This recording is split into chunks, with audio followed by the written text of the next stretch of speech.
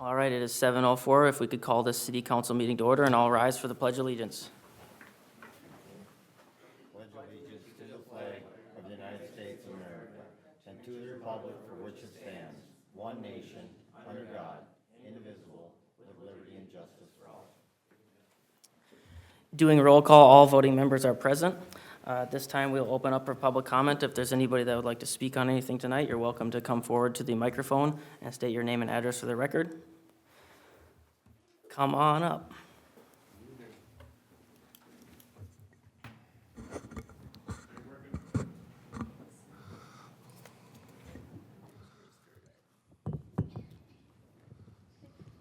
Good evening. My name is Leroy Johnson.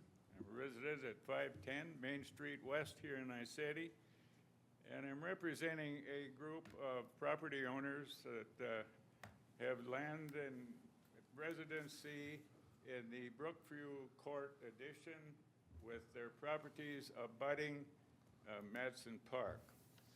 And so I, being the spokesman for them, when the issue, our topic of discussion is, why do we need a bridge across the creek in Noble Park, in Madsen Park? And so, you don't hear me? Oh, you're not picking me up over there? Up on the left. Okay. So on April 22nd, Chris Carroll, who's the owner of the property there on the Commons on Whiskey Road, introduced a request to build a bridge across the creek in Madsen Park. And when we and the property owners in this heard of this, it developed an objection to it, for the reason being that we feel that, number one, why is there a need for such a for what's an installation as this bridge? For this reason, there is accessibility to the Madsen Park using the sidewalk along Heritage Boulevard that runs all the way from the corner up on Whiskey Road clear down to Fifth Avenue Northwest. That's accessible to the basketball courts, accessible to the tennis courts, accessible to the pickleball courts, all along Heritage Boulevard. Then when you get to the corner, down on the corner there of Fifth Avenue Northwest, and moving to the south, you got a large open area between the tennis courts and then down to the playground where the little kids play. The large open area is used by some of the older kids playing football, throwing football, various activities such as the older kids would participate in. Then accessibility, the other side, using the sidewalks on Whiskey Road to Main Street west, all the way to the east, down to the corner again of the park. So we've got accessibility, and then all along Fifth Avenue Northwest, all along there, so you've got accessibility on all sides of Madsen Park without anything additional. Parking, they mentioned maybe a need for parking. Those of us that live along Whiskey, or along in this complex, we can see the activity that's going on in Madsen Park.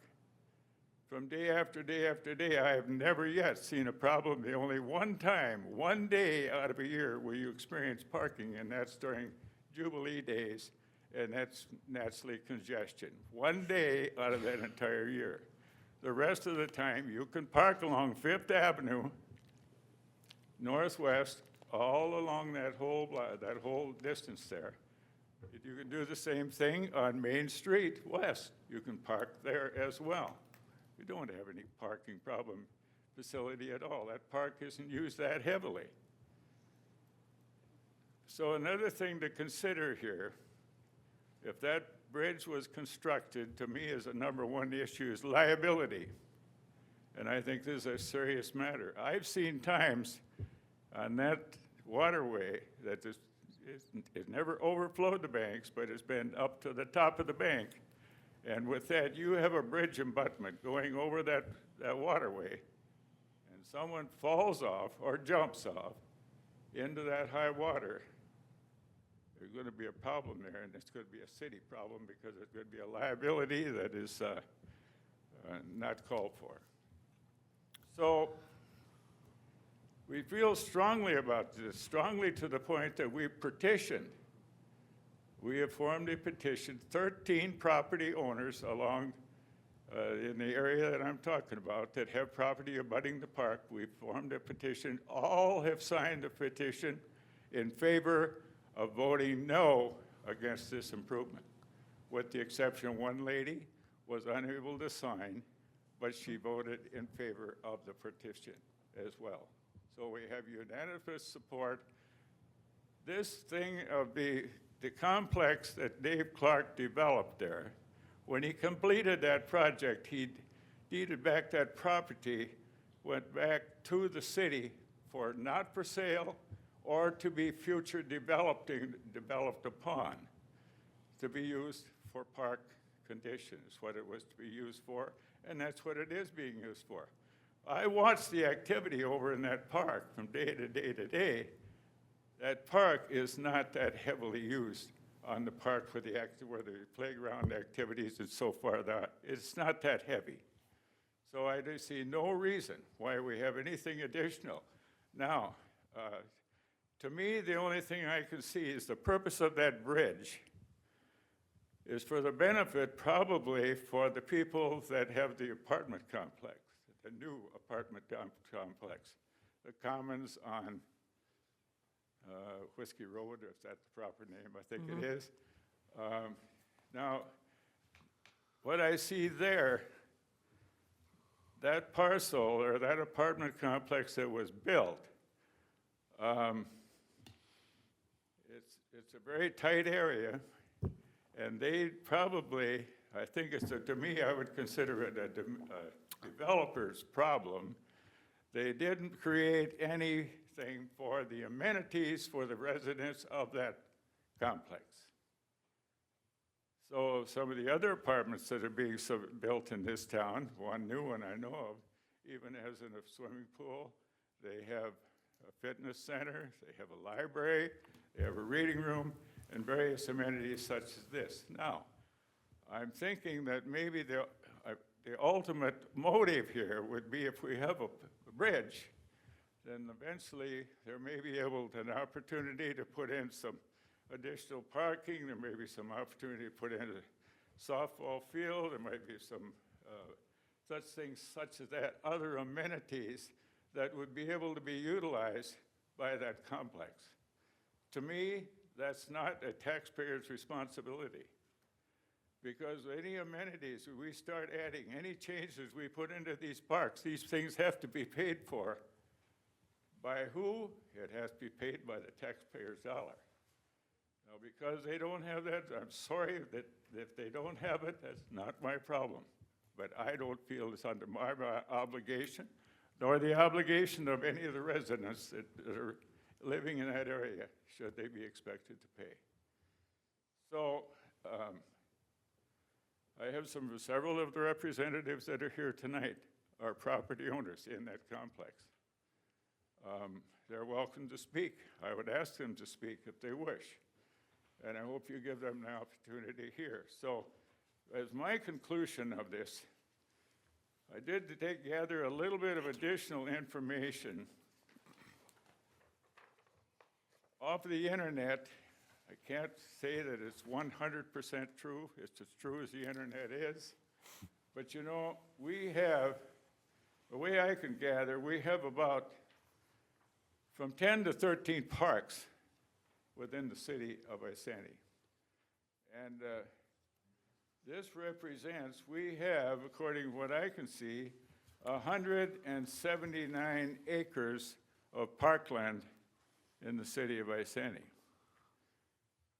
Now, according to and we have 29 miles of hiking and water trails in the city as well. what I got, the information I got from the NRPA, which is the National Rec and Park Association, which is a national organization that comes with recommendations to cities that are establishing park and recreational facilities. From what I can gather, they feel that it should take 10.6 acres per 1,000 residents. So with that, if I give Santee the credit of 8,000 residents, I don't think it's quite that. But let's say it is. So based on those statistics, 1,000 residents divided that into 8,000 gives you 8, and take it times 10.6 acres per 1,000, you're coming up with about 80 plus acres of park within the city. From what I'm getting, I get from 179. We have sufficient park area within this city. And so, as far as density, I think we've got plenty of park facility here. I think with the Public Works committee that we have in this city, I think that we're granted. I think they're understaffed. And I think they're probably budgeted because of all of the work there's a lot of work to maintaining and keeping up the equipment on these parks, and I don't think we need to add to this, because I think we're sufficient in all ways here, based upon the figures that I'm seeing. For this reason, I see no reason, none whatsoever. The people that are occupying these residents, that own these residents that you now presently have in front of you, they're retired people. We're retired for the most part. We enjoy looking out into that open space. We have wildlife out there. The deer are there. 2 of our residents have ducks that are nesting in their bushes on the edge of their property. We have birds that are utilizing the reeds in that waterway. It does not have to, every inch of this city does not have to be occupied with facilities such as they're talking about. So we feel strongly about it. This is why we bought those properties, because we enjoyed that openness and that spaciousness and just the fact that we're kind of got a nice open world out there that we can view from day to day. So for that reason, I don't see any reason why we need any park whatsoever in Madison Park. Awesome. So if there's any residents that are represented here tonight have a comment, I ask that you give them permission to come up and speak. And so with that, I thank you for your time. Thank you, Leroy. I'll just answer a couple of potential questions in there. This was not something that we planned to spend any taxpayer money on. It was a proposal that had come through from that property owner, just with some ideas she wanted to help with the community. And we directed her to go to the park board to come up with ideas that made sense. Now, does a bridge make sense? I don't know. A parking lot, I don't think a parking lot makes sense. I think we agreed there's things that do and don't make sense. We decided to kick it to the park board because the park board, the 7 members on the park board have, their finger on the pulse as far as that's their duty is the park stuff. I'm in agreement. I don't think we should do much more development on parks at all. And I think we're just considering the option because it was brought forward. I don't think you guys have to be scared. I've heard from 4 of the members of your community there, and at this point I would vote against it personally. But it's one of those things you have to give the opportunity to go through the channels and try and do what you can. Now I want to point out that apartment building did contribute almost $100,000 of park dedication funds. So with that in mind, those park dedication funds are supposed to be used to add amenities for residents to enjoy the park. So if you have the $100,000, you're not obligated by statute to spend it on a park that helps those people, but at the same point, if you can come up with, cost-effective means to use that money, like we're gonna repave the tennis court there, and that's, $30,000. So they did contribute a fairly substantial amount to the park system. So that's just why, I think it's right to hear them out on it. So I appreciate your guys' support. I love that you did the petition. You guys showed up, and I've talked to some of y'all for a couple hours, so I'm happy that you guys are involved. Yeah, I appreciate your passion, and I appreciate you coming up and addressing council. I've been on your side of what you're doing many times. The only thing I would recommend next time, if anybody in the room wants to do something like this, is it's very easy to get put on the city agendas. So this would have been great to have as an agenda item so that we would have had more background and we could have talked to you more about it. Public input, we try to keep to public input without maybe addressing such a complicated issue at times, but we're really open as a council, so we don't really have rules like old councils did. We'll sit and listen to everybody, but it'd be easier if it was put on the agenda to So talk about. I'll just add something. I did talk to one of the members on this about getting the park board's contact information so that they could get a hold of the park board. That's not public information on the website, so we're working to get that information to give to residents so they can call those people, because the park board would be the first step. And I told them, you could come into council or park board to talk about this during Sure. public comment, so. No, And I appreciate the heck out of you guys showing Once up. it goes through park I board, it's gotta really come in liked front your of council. input. Right. And I totally get it, what you're saying. Makes sense. Yep. My last comment on that, we realize that this is a discussion for planning. We know it's at that level. We know a request was made to the Sure. council, and we know it's been referred to the planning and rec committee. Sure. We're aware of that. But we want you to be aware of the fact how serious we feel about this particular project. This is why we put it in form of a petition, that we strongly, 100% unanimously agree, we do not want that facility to be installed. Because that was you don't build a bridge just for the sake of building a bridge with no purpose. So there's ought to be an ultimate reason for that bridge to be there, and we don't need it, and we don't want it, and we've endorsed it in the form of a petition, and that's how Yes. strongly. Many times, these things move on in for discussion, and all of a sudden, they become reality without input. And I'm taking advantage of the opportunity to put I'm thankful to hear the other side of Mm-hmm. the discussion because we haven't had it. So, no, I'm glad you're in here having this discussion. And I'll encourage anybody else in the community, if you have a development or something you don't like, we need to hear about it. Otherwise, if we don't hear anything, we can only assume that people are okay with it. So I appreciate the heck out of you guys coming in and providing your input. I'll guarantee you will hear a lot about this particular Yep. project. Thank you. Anybody else, you're welcome to come forward. Otherwise, I think we hear you loud and clear too, so. Yes. Yeah, you Great did job, great job. Leroy. You're always involved. I like that. That showed up tonight should stand up that about the property. So you know that we're here because we really are concerned. And I'm Elaine Fisher at 508 Main Street West, and I have a bluebird nesting there, and I would hate to lose her. She is my pride and joy watching her every day. Sure. Thanks for Thank you coming for in. showing up, and thank you for working on the petition. And we hear you loud and clear. Thank you. You're welcome. All right, is any other public comment tonight? You're welcome to come forward. Hearing none, we will move on to adopting the agenda. Are there any changes tonight, Ms. Wood? No, Mayor and Council, there are not. Motion to adopt. Second. Motion to adopt by Councilmember Lundin, second by Councilmember Heeman. All in favor, say aye. Aye. Any opposed? Motion carries 5-0. The agenda is adopted.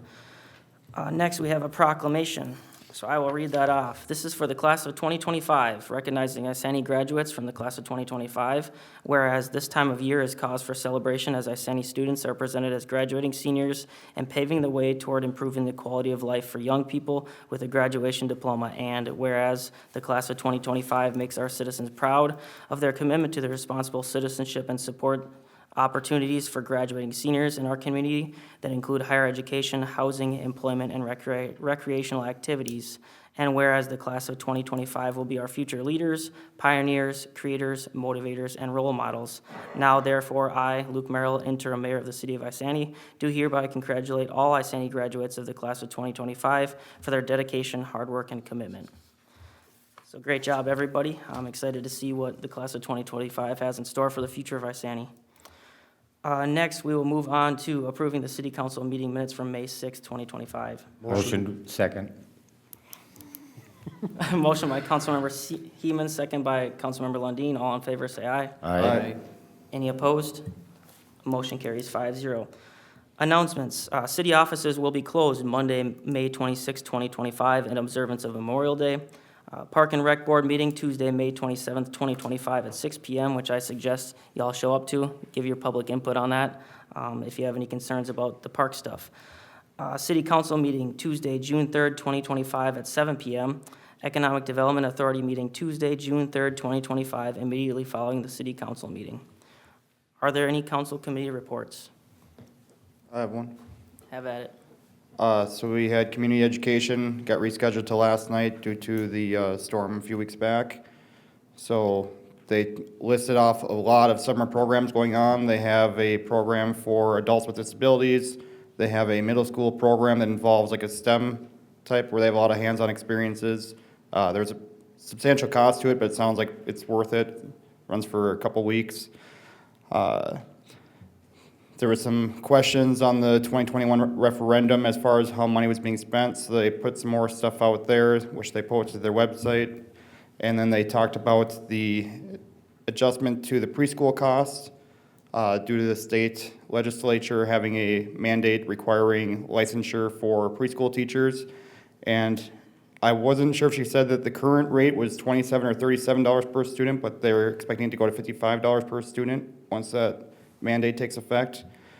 And they were able to get some state funds to offset some of that for this year, but it's only for this year. And the Cambridge representative talked about that they are starting prep work for the road project they have. Their Southern Quick Trip is going to be getting soon, and then they're going to expand their trail system to Isani. And that's it for that. Okay. Go ahead, George. Nope. Oh, you don't have one? Okay. Jeff or Steve? So there was a BMX meeting last Monday. I was in Missouri, so I did not attend, but I talked with the president of the BMX board, and there might be discussions on some of their concessions, issues with their concessions, so he's going to fill out some paperwork, and then, so that might be a topic of discussion going forward. So we'll see when they turn in the paperwork. Sounds good. And I have something that's a little bit outside of committee, council committee reports, although it is related to Icicle, which hasn't met in many years. That's somewhat regarding emergency management. I had met with Sheriff Cyberlick and Chief Myers and the emergency management individual, as well as the chair of the county park board, and we talked about emergency management and how to be more prepared if something happens. I would like to do something as a group to learn more about what we can do to be prepared. We've had some good discussion on that. We just had some good discussion in Cow, and I just wanted to say that's a priority for us. Public safety is a big concern. So we're working on that, and I'll come back with more on that, whether we start another committee for that or continue the Icicle or however that works. Any other council committee reports? Hearing none, we will move on to business item K1, resolution to consider authorizing ad for bid for the Heritage Boulevard Intersection Improvement Project. Jason. Thank you, Mr. Mayor, members of the council. So, this is our roundabout project. We've made it to the stage of needing to be authorized to advertise to go out for bids. Plans are included in the agenda there for you to review. Otherwise, we're ready to get it uploaded and hopefully open bids in early June to get that project rolling this year. Are you concerned at all about the lateness of this bid going into the construction season and maybe having higher bids? So what I'm hearing in the industry is a lot of companies are light in the fall, which Okay. is when this would be able to be constructed. So at the moment, no. We are setting it up to be bid as completed this fall, not giving the option to next year, just to get the number. And we'll see if the bids come in bad, we can consider, rejecting them and bidding again this winter for next season's construction season. But you know, with what I'm hearing in the industry, I'm certainly hoping we get the bids that we would have hoped to get anytime we bid. Do you think adding the option to do it next year would lower the amount of bids we get, or why did you remove that on there? Just to, I mean, it'd be nice to have a, you know, an idea, say if it's gonna cost $1 million less next year, hypothetically, does that option on there limit the amount of competitive bids we get, or what was your thought process there? So, I guess two parts. The intent all along was to try and get this project built this year. I've been hesitant to commit to that while we were trying to get the land acquisition.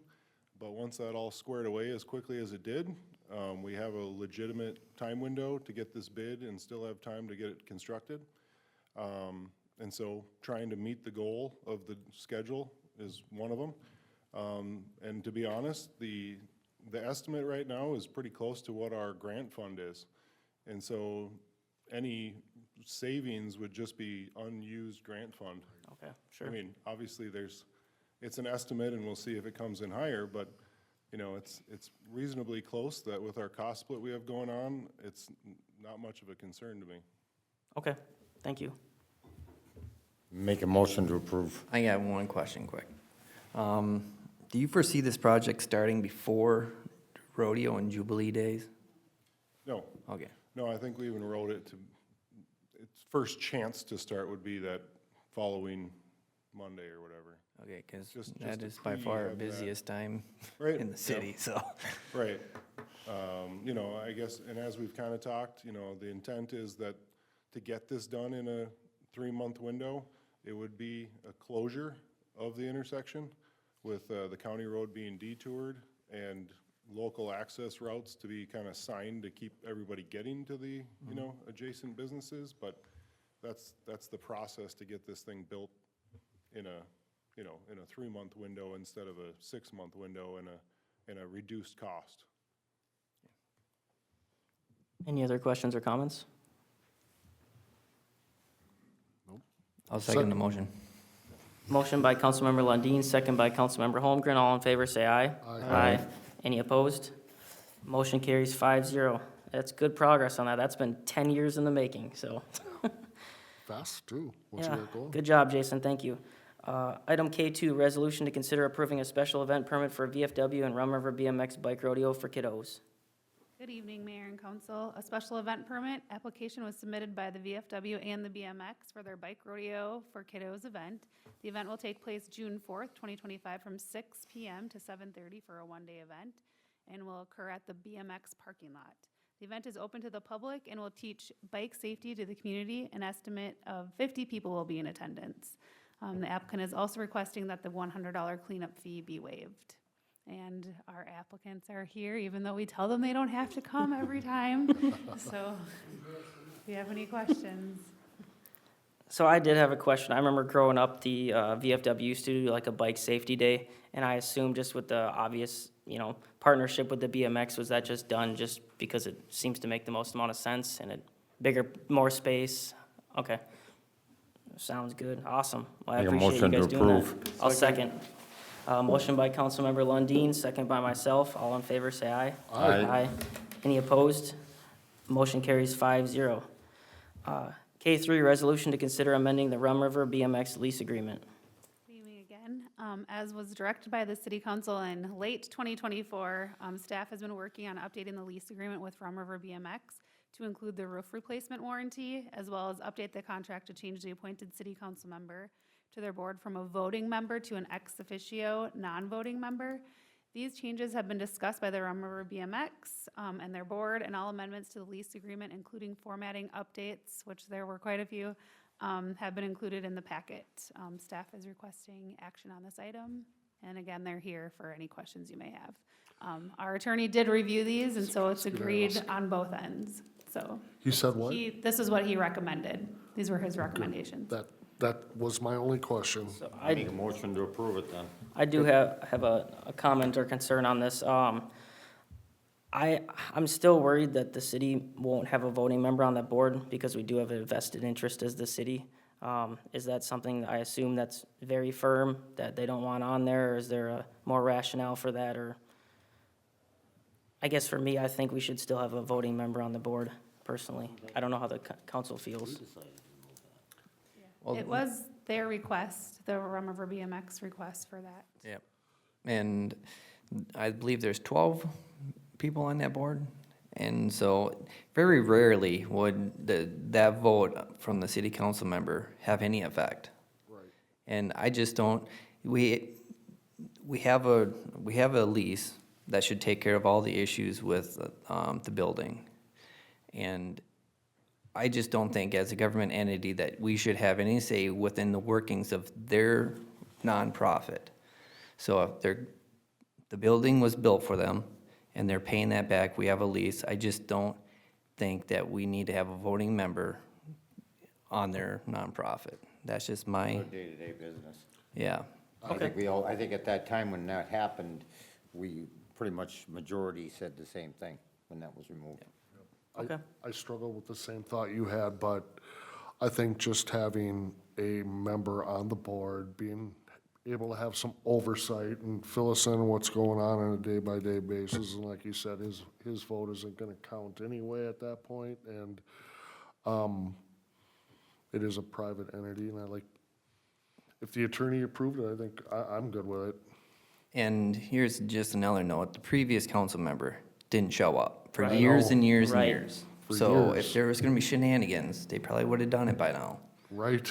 so. What was the justification for it being a voting member initially? It was originally when it was built. It goes way back. The city it was the invested in the original building. agreement. The city invested in the building, so I'm sure the lawyer, the city at the time thought that they should have a say in what happens there to make sure that nothing went astray. It was on the same thing with the hockey arena. Until that note was paid off, then the city had nothing to do with it anymore. And as far as the information that I have, they haven't missed a payment. In, what, 12 years, how long? 2015, 10 years. So, Okay. Any other questions or comments? Did you make a motion to Yep. approve? I'll second. Motion by Councilmember Lundin, second by Councilmember Heeman. All in favor, say aye. Aye. Any opposed? Motion carries 5-0. K3 is approved. Anybody have any questions on the consent agenda? I do have a couple. Nope, go ahead. Go ahead. I had a couple. With M1, I was wondering who's handling code enforcement with the resignation that we had of the code enforcement officer? Well, right now, we're doing it as one of our officers sat down with the judge just to get caught up to speed as far as one of our day cars, and he's helping facilitate that piece, but we're handing it out to the other people that are actually working right now. So we have one officer that's kind of, well, I don't want to say overseeing it, but picking up where Jed left off as far as the record management side of it, and then whoever else is available on our officers are taking care of that. Thank you. I do have one other question with M3. The inspector report, I was wondering if we can also get any kind of stats as far as how often things are being caught and not approved on first inspection, because we had the issue back in March with the resident who had complained about Rum River failing to catch some stuff. So I wonder if that's a metric that we can have sight of or track on this tracker to know how diligent or what the approval versus them requiring them to remedy something before they approve it. I know usually they're very attentive to even things outside of what you're being inspected for. You miss almost like too much a lot of the time. So that situation, I'm not really sure what happened there. I don't know. So you're proposing to have just more information? Is that? Well, in addition to what's being applied for, I'd like to know what's being caught or what, something before it's not our really our purview. So I'm wondering if that's information that's passed along that we can get any kind of metric on as far as what's being found or not found. Like trends? Yeah. Okay. Is that something that we could do? Or is that something that they provide to us, a year-end summary or a month summary or anything like that, or is it a little too informal for that? I don't really get a report like that saying how many things they found. It was just permit by permit that we have access to each property file as the notes are made, so it's more on a granular level, but we don't have really They a don't way to close out a pull. permit, and if they find an infraction, they can't close the permit out until that infraction's been corrected. I understand that. So it doesn't matter what they're catching or not catching, because the permit isn't closed. I understand that. What I'm concerned about is that the resident was saying that their things are just being rubber stamped. So if we get some kind of validation or information, they're not just rubber stamping. I don't know how you could do that with, even if we had our own inspector. That's virtually impossible to say, because one person can say it's being rubber stamped and one say it's not. As myself, I deal with inspectors every single day. And I can say I do get, some random complaints from them, their oversight, just as regular, like, well, I'm being delayed for this, why? So I'll get calls like that, once in a while. I've gotten them too. So I know it's happening frequent, because everybody doesn't call, but I do get regular calls from people asking why a permit didn't pass or what they need to do. We had one today, actually, so. I don't know if that helped. It would be nice to know, maybe they can give us more of an informal report at the end of the year or something. If they might have that tracked, I'm not really sure. Maybe we ask and see what That's they what got. I'm just asking, like, Yeah. I think it's reasonable to ask, see if they have it. They might. So, any other questions? Otherwise, I got a couple. that's all I have. Thank you. All right, so item L2, the agreement with the community bulletin board at the liquor store. I did reach out to Keith, and he hasn't had any issues. I don't know if city staff or any council members have heard any complaints about the advertising or the community billboard or bulletin board there. I've heard that people like it. Perfect. No issues from city staff or complaints? Okay, great. And then on the resolution, or L4, extending the agreement for banking services with Falcon National, they listed that the interest rates on our deposits are 3.8% below prime. That's rather low. That's actually very low, and I don't know what sort of other options we get, because, we have a lot of money in that account, and I'm sure they would hate to lose our money that they can use right now as, liquid assets for mortgages or loans. Do we have a very competitive bidding process for that? Because, if right now, I can actually get a higher yield on a personal bank account starting with $5,000, a high yield checking account. If I have $5,000, I can go in and get a higher interest rate right now than what the city gets on our millions of dollars of deposits. Is there a competitive process there, and can we try again? Because if we're missing out on interest money that's saving all these residents money, I think it's very important that we make that about as competitive as it possibly can be. So this extension is an extension that already occurred. We did go out for an RFP. That RFP window did close, and the reason why I'm extending it with Falcon is because I need more time to review. We got 5 proposals Okay. in, and there just is not enough time for me to go through all of them, to vet them all out by the time allotted. Plus, I was informed that the window that had previously been set up, I think was maybe anticipated that maybe we wouldn't be changing banks. There's not enough time in there, if we were to change banks, to make the conversion. So that's why I asked them, this is the same terms that they had prior, if they would continue that on for just an additional length of time. Okay, great. I appreciate you taking that over. It's been a hard deal with losing our finance director, so I understand having to look through all that stuff. I just didn't think 3.8% below prime was a very good rate, especially in the investment market right now. Yeah, I didn't catch that until I zoomed in on it. So the agreement's till August 31st, 25, so it's just a short-term agreement. Correct. The current Yeah. extension goes until June, and so I asked them to extend it 2 more months. Yeah, I'm good with that. I mean, we're without a finance manager right now to be able to do everything, yeah. Okay, so that's a priority in my eyes, so I figured I'd bring that up. Any other questions on the consent agenda? Otherwise, I'll take a motion to approve. Motion to approve. Second. Motion to approve from Councilmember Lundin, second from Councilmember Peterson. All in favor, say aye. Aye. Any opposed? Motion carries. Any other communications or questions from anybody? If not, I'll entertain a motion to adjourn. Motion to adjourn. Motion to adjourn from Councilmember Lundin, second from Councilmember Peterson. All in favor, say aye. Aye. Any opposed? Motion carries 5-0. Therefore, we are adjourned. Thank you. Thank you.